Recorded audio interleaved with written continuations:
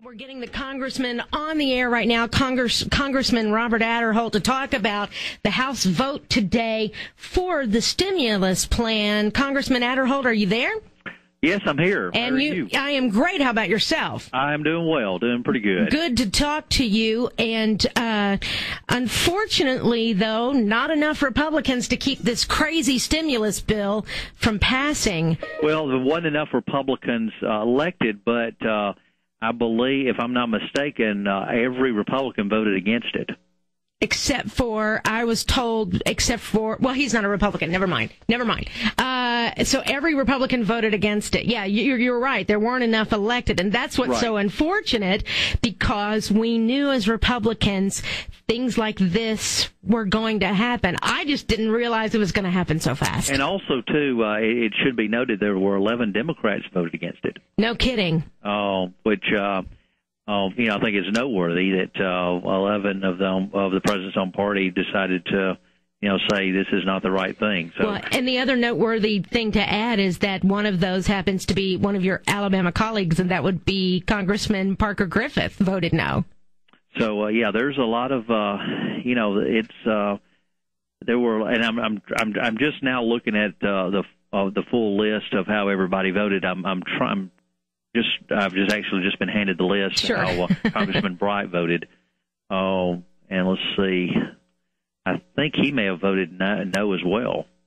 Congressman Bobby Bright from Montgomery. So the bottom line is, though, for the most part, this was along party lines. For the most part, it was. It was basically all but 11 members of the Democrat Party voted for this bill. And then, of course, there were the vote came down to 244 to 188, and that was I think we had there was one Republican that was not voting. I don't know if it was because of an illness or couldn't be there or whatever. But that's the bottom line of how the legislation turned out. And of course, this is the start of the legislation. It will be going over to the Senate, and it will be, of course, being in conference between the House and the Senate before the bill actually goes to the president's desk. But it may be some differences, but by and large, it's most likely going to be the same piece of legislation that we've seen over the last couple of weeks that the administration has brought forward. I'm trying to find a silver lining in this. Honestly, Congressman, can you see anything in this bill that's going to stimulate the economy? Well, the problem is with the legislation is that there's so many things in the bill that it's just more spending. And the problem with spending in Washington is that once you start a program like that, it is so difficult to stop it. And a lot of these programs, and I was looking over the programs of some of the things that's going to be funded in this program or in this bill. In and of themselves, they're not bad things. Mm-hmm. A lot of it we would support. Like, I think there's a place that some education stuff. Even the National Endowment of the Arts. I have actually supported the National Endowment of the Arts if they do the right thing. Now, unfortunately, a few years ago, the National Endowment of the Arts started going down a path of just being almost an anti-religious, anti-Christian, yes, the way that some of the things we're doing, which was totally inappropriate for tax dollars money to go that way. And I opposed it. Luckily, they got the message over at the National Endowment of the Arts that this was not probably the best thing that they need to be spending money on. Mm-hmm. So they got their act together, and I've actually supported some of the things they do because they have done some worthwhile projects. But as far as a stimulus program goes, that's where you have to draw the line and say, really, is the money going to the National Endowment of the Arts? Is it really going to be stimulating the economy? And so that's just, I will say that I'm very, very pleased that the president decided to take the contraceptive provision out of the legislation. That was something that, of course, was, I think most people were, when they heard about it, couldn't believe that it was in a stimulus project. Right. And then, of course, the National Mall renovation project was also dropped. Okay, good. From the stimulus package. Again, we want the mall to look nice. We want the Washington, D.C. to be the, attractive for visitors to come here. But again, we're talking about a stimulus package. Right. Is that the appropriate place for it, especially when we're talking about saddling our children, their children, or maybe even their children with a debt that goes along with the price tag of this package. Absolutely. Now, let me ask you, I just got an email from somebody that's asking about $5.2 billion going to Acorn. Was that in this bill? You know, that I have heard a couple people mention that. I was not aware that there was any money going, but, like I said, I voted against the bill. That unfortunately, even the people who voted for the bill, I'm sure don't even know what's in the bill. Yeah. And that's a lot of those of us on the Republican side. That was the criticism that we brought forward. Is let's slow this thing down a little bit, because when you're spending, $825 billion in a stimulus package, that's a lot of money to put on the taxpayers. Sure. And so let's go through maybe the regular appropriations process. That's not to say that, we need to sit back and just hope things get better, because we all know that the economy has some problems out there. Anybody can tell you that. But at the same time, spending that amount of money, and also, too, why don't we look at the weight of tax cuts and more of a way to try to stimulate the economy through tax cuts. There are Sure. people like tax cuts. They're proven to help the economy, and or tax holiday, tax holiday. Yeah, yes, exactly. Give me 2 months of my money or 6 months of my money, and by God, I'll be out there spending it. I can assure you of that. Well, right, especially in this environment. I think most people are not going to, if they got money back, they're not going to, just sit on it. They're going to put it into the economy. But nevertheless, those of us that voted against the legislation, that was probably the one thing that was the most disconcerting, is the fact that it was not stimulating the economy, and it was not putting tax cuts in there like could have been they had an opportunity to do. I will say, of course, yesterday, the president came over to the Republican conference and met with all of us on the Republican side yesterday. And I applaud his efforts for coming over. That's the first time I had seen the president since he had, or since I've seen Barack Obama since he had become president, other than on the day of Inauguration Day. Mm-hmm. But and I will say that his gesture for coming over was, I think, was well received. We appreciate him coming over.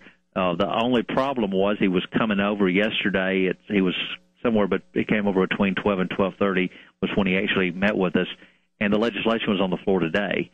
So there wasn't a lot of time to actually any input that he had gotten from that meeting was very little time for him to try to address that in any kind of changes. So, well, I have to ask you this too. I mean, he came over to meet with you guys, which makes it look on the surface that he's trying to be a uniter and not a divider, if I can use that phrase.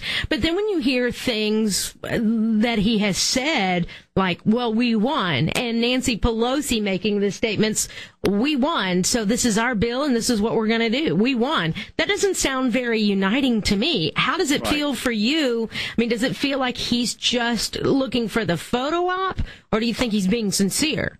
Well, who knows? It's hard to know the heart of a man, and I will say, I appreciate him coming over, and I would never say that he. One thing that we promise, the conference chairman is Mike Pence of Indiana, and there's two things that he actually said. We promise you, Mr. President, when you leave this room, let me assure you of two things. Number one, we will keep you in our prayers, and that is certainly, I think that's important. And then, second of all, he said the door of this conference is always open. Anytime you want to come and speak to us, we welcome you to come to this conference. And so, I think that was a good gesture for us to send that message there to the president and to this administration. So, I would again, I don't know how sincere he was. I can only take him at as right now. I can take him at his word until I've been proven otherwise. Right. But again, a lot of this just boils down to different way of seeing how government operates and how that you solve problems. I think there's a lot of sincerity on the part of the president, but it's unfortunately not the way that many of us in Washington we feel like the the correct route to go. Right. Or I say many in America, probably hear a lot in Washington probably think it's the right way to go. Yeah, many in America, and a lot of folks who voted for, I'll say this, you don't have to agree or disagree, but a lot of folks who voted for Barack Obama don't really know how government works and what could work. They just know they liked Barack Obama. So right, and it's a different philosophy, and the people that, unfortunately, the people he have around him, it's a different way of thinking. It's a different way that you approach solving problems with government. And the Republican and the conservatives would embrace the idea that that's government's best, which government's least, and the less that you have in government involvement and I heard the president say that today in his press conference. But this quote stimulus bill is more government, even though he said today, and it sounded almost like a Reagan speech of some sort, but he said less government, yet this stimulus bill seems to be more government. Well, there's no way this could be less government now. No way. Oh, yeah, because clearly this is will be expansion that we haven't seen in quite some time, and of course, with the amount of spending. But, again, this is the first of the process. The next step, of course, will go before the Senate, and then, of course, the House version inevitably will be different from the Senate version, and so there will have to be a conference between the two sides to try to get the legislation to move forward. Yeah. So there will be some things that are removed and things that are added, and who knows what the final bill will come, because it will come back to us. It will come back to the House floor in a different form. Yeah. And there will be things that will be added. There will be things that will be they'll be taken out that are in there now. But do you see? And I only have about 20 seconds. Do you see whatever form it comes back in? Do you see yourself voting yes for it ever? I can't see myself now voting for. I mean, I can't imagine that the president would be willing to make the changes that many of us would like to see. I mean, the bottom line. Yeah. Again, if the changes were put in it, certainly I could see voting for legislation that would, if it were tax cuts and those type of things, that would do the right thing. But I'm afraid that would not be the case. Yeah. Congressman Rep.Aderholt, thank you very much for being with me today, and thank you for voting no. Oh, well, thank you. Pamela, good to be with you today. All right. Have a great day. Bye-bye. All right. We'll be back in a moment. ABC News is next, plus your local news, and then more of the Pamela Furr Show coming up on WVNN.